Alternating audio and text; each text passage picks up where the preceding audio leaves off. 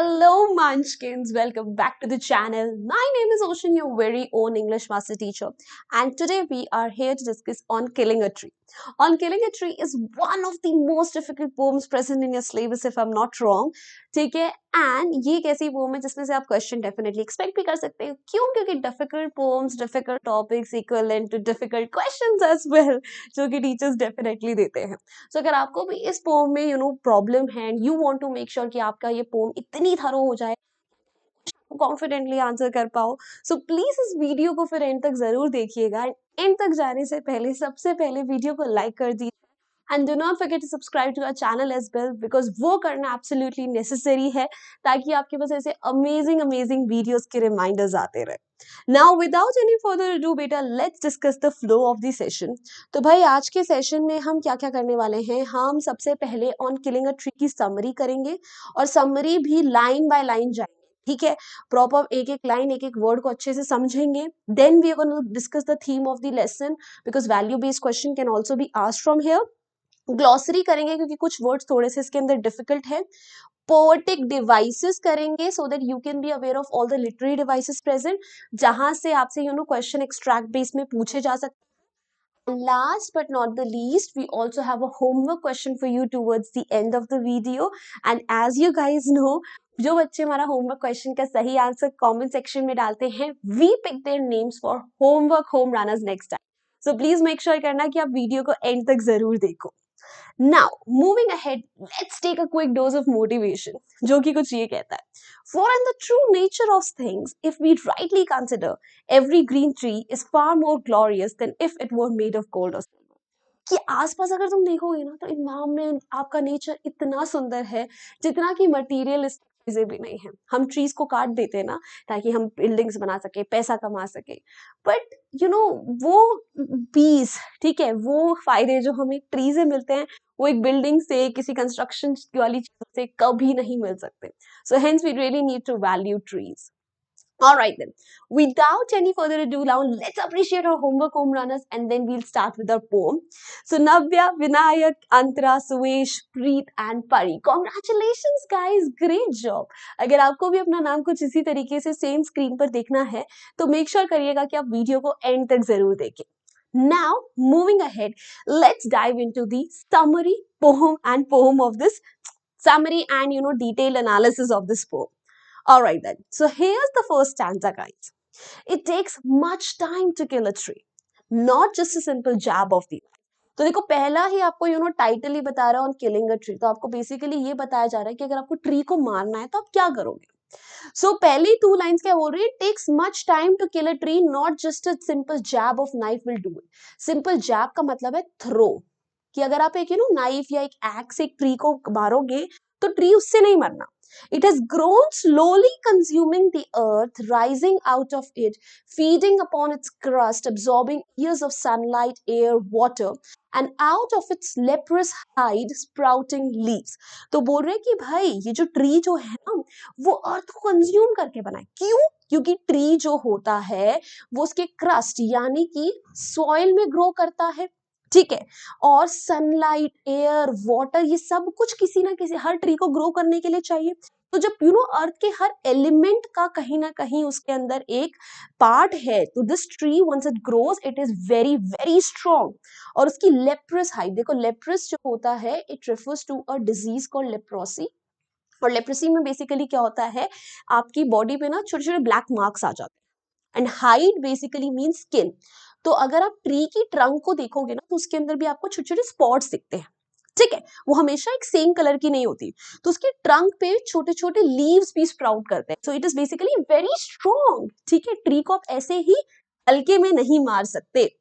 So a simple cut can not destroy a tree, because एक tree जो होता है ग्रेजुअली ग्रो करता है. जो चीज धीरे धीरे बढ़ती है, जिसकी फाउंडेशन बहुत स्ट्रांग होती है, उसे तोड़ना उतना मुश्किल होता है. It is rooted in the soil and it takes nutrition from the soil, जिससे वो एक बड़ा ट्री बनता है. So tree is basically firmly bound within soil, से वो बहुत अच्छे से जुड़ा हुआ है. तो आप उसे ऐसे हल्के से कट से बिल्कुल नहीं मार सकते. And it takes in sunlight, water, air to grow into a strong trunk. जहां से छोटी छोटी लीव्स निकलती है। तो ट्री के कुछ पार्ट्स जो हो सकते हैं वो आपको बहुत ही नाजुक लगे, डेलिकेट लगे, बट उसकी ट्रंक, उसकी रूट्स जो है वो बहुत स्ट्रांग है, तो आप उसे ऐसे ही नहीं मार सकते। Next, so hack and chop but this alone won't do it. Hack and chop का मतलब है बेसिकली जितना भी काटा पीटी आप कर लो, ट्रीज को काटते हैं ना, कुछ भी कर लो, this alone won't do it, do what it, this alone won't a tree, इससे आप एक ट्री को नहीं मार सकते। Not so much pain will do it, और इन सब चीजों से ट्री को पेन जरूर होगा, क्यों? क्योंकि हम ट्री को बेसिकली यहाँ पे पर्सोनिफाई कर रहे हैं। हम बोल रहे हैं कि जैसे ह्यूमन बींग्स को पेन होता है वैसे ट्री को भी शायद इन चीजों से पेन हो।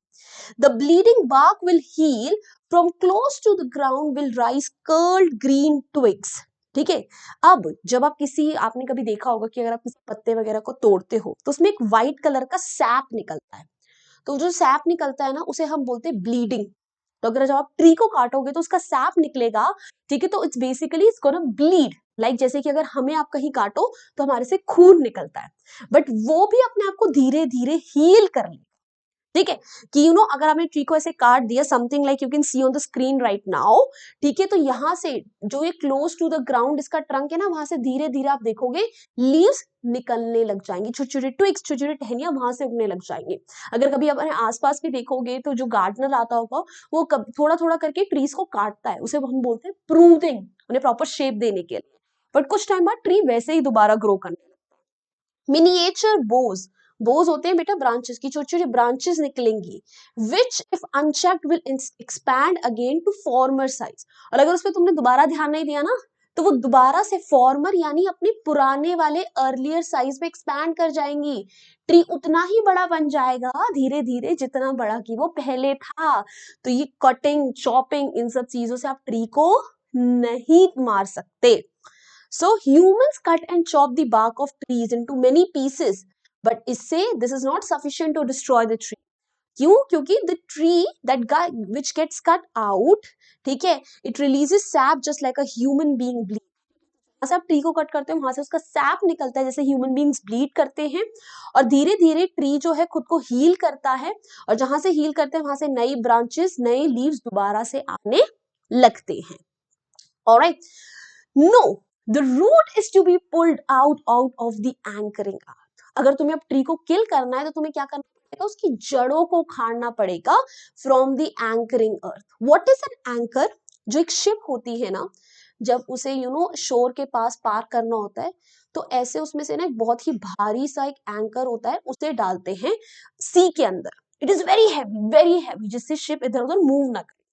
तो अर्थ भी जो है वो बेसिकली ट्री के लिए एक एंकर का काम करती है। क्यों? क्योंकि it holds the tree in the position. It is to be roped and tied and pulled out, snapped out और pulled out entirely from the earth के, कि आपको ट्री को रोप करना पड़ेगा, उसे बांधना पड़ेगा और एकदम से स्नैप, स्नैप इज बेसिकली एकदम से झटके से निकालना पड़ेगा ताकि वो पूरा का पूरा अर्थ से निकल जाए। देखो यहाँ पर हम अर्थ को क्या बोल रहे हैं? केव बोल रहे हैं। क्यों? क्योंकि जो रूट्स होती है ना ट्रीज की, वो अर्थ के नीचे होती है, जैसे कि वो एक गुफा हो।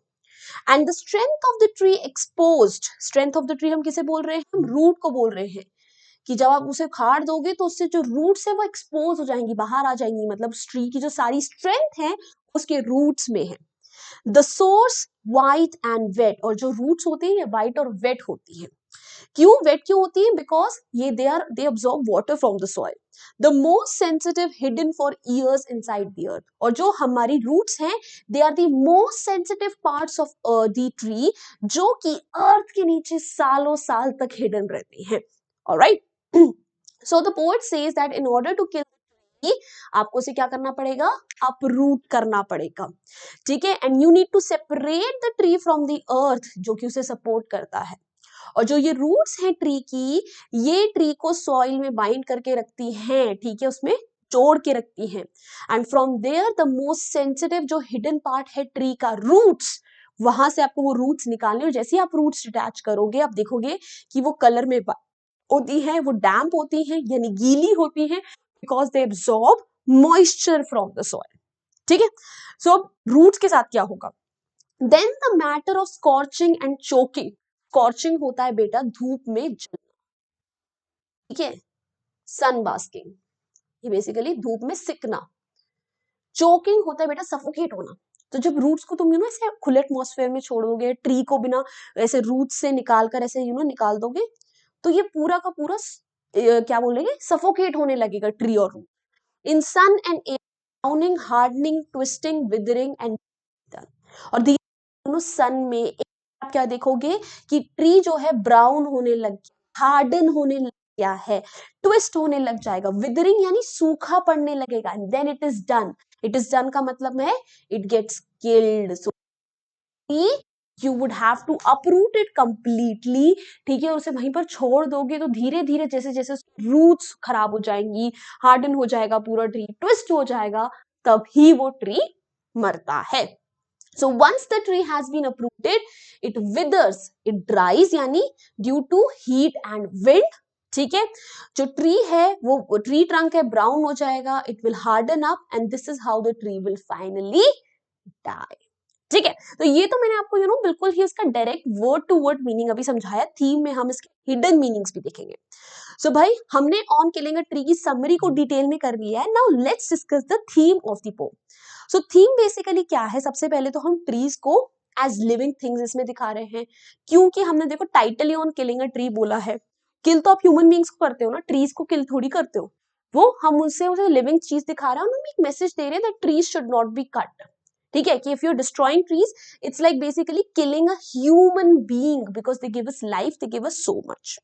इसकी जो और अंडरलाइन थीम्स चलती है वो एक ये चलती है कि हम स्ट्रेंथ दिखा रहे हैं, डिटर्मिनेशन दिखा रहे हैं, कि भाई देखो कितना ज्यादा स्ट्रांग होता है एक ट्री, कि इतना सब कुछ फेस करने के बाद भी वो दोबारा ग्रो करता है, और हमें भी उसी स्ट्रेंथ और डिटर्मिनेशन के साथ रहना चाहिए कि आसपास कुछ भी होता रहे हम उतने ही स्ट्रांगली दोबारा से गिरकर खड़े हो सके। तीसरी चीज यहाँ पे ट्रीज जो है ना, they represent bad habits. I don't know if it has been told to you or not, but इसे आप बैड हैबिट से भी कंपेयर कर सकते हो। क्यों? क्योंकि जब भी कोई बुरी आदत होती है ना, ठीक है, तो उसे तुम कितना भी रोकने की कोशिश करो, जब तक तुम उसके रूट्स पे काम नहीं करते ना, तब तक वो बुरी आदत खत्म नहीं होती। सिमिलरली ट्रीज को आप जितना भी काटो वगैरह, वो तब तक नहीं मरेगा जब तक तुम उसकी रूट्स नहीं निकाल देते। ऑलराइट, तो अगर तुम्हें किसी बैड हैबिट को खत्म करना है तो तुम्हें उसकी जड़ पे काम करना पड़ेगा, जो उसका स्टार्टिंग पॉइंट था। ऑलराइट, सो ये इसकी सारी की सारी थीम्स हो गई आपके लिए।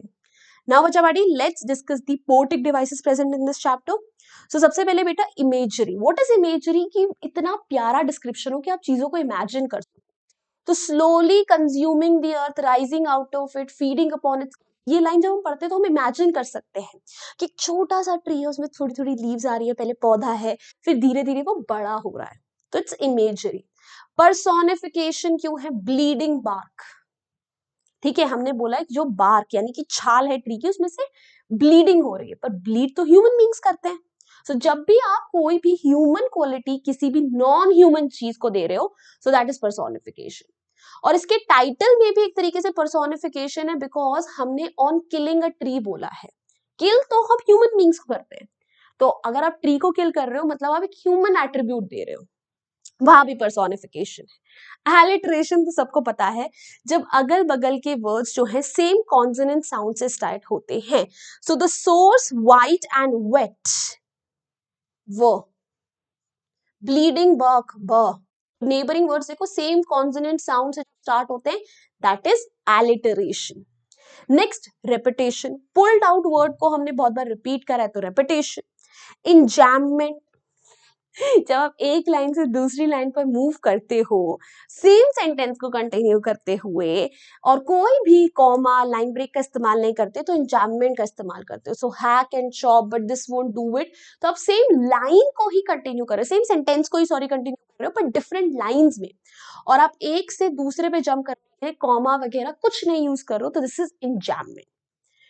मेटाफर, ठीक है, मेटाफर बेसिकली सबसे पहले मेटाफर होता क्या है, जब आप दो चीजों के बीच में कंपैरिजन करते हो विदाउट यूजिंग लाइक और एज, ठीक है, तो दैट इज कॉल्ड मेटाफर। सबसे पहले लेप्रस हाइट, ठीक है, जो ट्री टंग पे छोटे छोटे धब्बे होते हैं, ठीक है, उसको हमने किससे कंपेयर करा है? लेप्रोसी, लेप्रोसी से। Leprosy is basically a disease in human being, जिसके अंदर हमारी बॉडी पे छोटे छोटे धब्बे हो जाते हैं। नेक्स्ट ब्लीडिंग बार्क, जो हमारा सैप निकलता है ट्रीज को काटने पे, उसे हमने कंपेयर करा है ब्लीडिंग से, तो that is metaphor. Rhyme scheme बेटा पूरी पोम की कोई राइम स्कीम, कोई वर्ड्स आपस में राइम नहीं हो रही है, तो it is in free words. Alright, next बच्चा पार्टी ग्लॉसरी की बात करते, देखो समरी भी हो गई, थीम भी हो गया, क्या वो भी हो गया, लिटरेरी डिवाइसेस, कितने प्यार से जल्दी जल्दी हम कर रहे हैं। सो ग्लॉसरी बेटा कुछ ये रही। एंकरिंग अर्थ का मतलब क्या हुआ बेटा कि देखो जैसे एंकर जो होता है वो होल्ड करके रखता है, वैसे ट्रीज को कौन होल्ड करके रखते हैं, अर्थ होल्ड करके रखते हैं, क्योंकि उसके अंदर रूट्स होती हैं। स्नैप्ड आउट का मतलब होता है चॉप्ड आउट, एकदम से काट देना। हैक का मतलब होता है कट करना। जैब का भी मतलब होता है एकदम सडनली काटना। लेप्रस हाइट का मतलब हुआ डिसकलर्ड बार्क, यानी जो छाल के ऊपर अलग अलग धब्बे हो। Alright, so that's it guys, हो गया। अब होमवर्क क्वेश्चन भी नोट कर लो। सो आज का होमवर्क क्वेश्चन ये हो रहा, what is the meaning of bleeding bark, what makes it bleed. Bleeding bark का मतलब क्या है और उसे ब्लीड कौन करवा रहा है, इसका आंसर आपको 40 to 50 वर्ड से मुझे कमेंट सेक्शन में देना है, so that I can pick from there for homework home runners. And guys, that's it. अब बात करते हैं एमवी सैट की। You guys already know what MV SAT is. It is mega Vedantu scholarship test. देखो it is free of cost, registration free of cost, and हर बच्चा जो इस एग्जाम को लिखता है irrespective of their marks will get a definite scholarship. So भाई अगर आप 8th 9th 10th में हो, जेई नीट की तैयारी कर रहे हो, please do give this exam. And since Vedantu के अब ऑफलाइन सेंटर्स खुल गए हैं, so you can avail offline education as well. देखो by the time this video comes, ठीक है, ऑलमोस्ट आई थिंक 9th भी जा चुका होगा, you would only have 10th of December in hand. You can give the exam offline online दोनों mode से, तो please register right now, because सारे क्वेश्चन एमसीक्यूज है, no negative marking, and if you top this exam you can get a chance to win 5 days का fully paid trip to ISRO, drones, mobile phones जीत सकते हो, ठीक है। Short scholarship हर बच्चे को मिलेगी और ये स्कॉलरशिप 100% तक जा सकती है। 3 months का सब्सक्रिप्शन मिल रहा है वेदांतु डाउट ऐप का, ऑल इंडिया रैंक आपको मिलेगी। उसके अलावा बेटा आपको 10% एक्स्ट्रा स्कॉलरशिप मिलेगी अगर आप ऑफलाइन प्रोग्राम्स के लिए अप्लाई करते हो, और वेदांतु मिनी स्टडी पैक भी अगर आप ऑफलाइन ये एग्जाम देकर आते हो। सो रजिस्टर अभी करो बेटा, कुछ नहीं करना है, बस जो वीडियो देख रहे हो ना, उसके डिस्क्रिप्शन बॉक्स में आपको टॉप पे लिंक जो मिलेगा उस पर क्लिक करना है। It's gonna lead you to a form like this, जहां पे बस आपको अपनी बेसिक डिटेल्स भरनी है। It's free of cost to do it right now guys, and these are some of the test centres जहां पे एग्जाम ऑफलाइन कंडक्ट होगा। You can take a quick screenshot, सारी लोकेशन की डिटेल्स आपको registration form fill करने पे मिल जाएगी। These are some other test centres, जल्दी जल्दी से देख लो अगर आपको ऑफलाइन देना है, वरना ऑनलाइन भी आप दे सकते हो। So register right now guys. And Bacha Buddy, this is a Telegram channel. Please join our community over there as well. The link is in the description box. Also, this is my Instagram handle. Feel free to ping me over here as well. And we also have an English shorts channel where every week I put up shorts to help you with the grammar and vocabulary. The link is again in the description box. And if you enjoyed this video, hit the like button, share it with your friends, and subscribe to the channel if you haven't done yet. So bye bye guys. Hasta la vista. फिर मिलेंगे पढ़ते पढ़ते।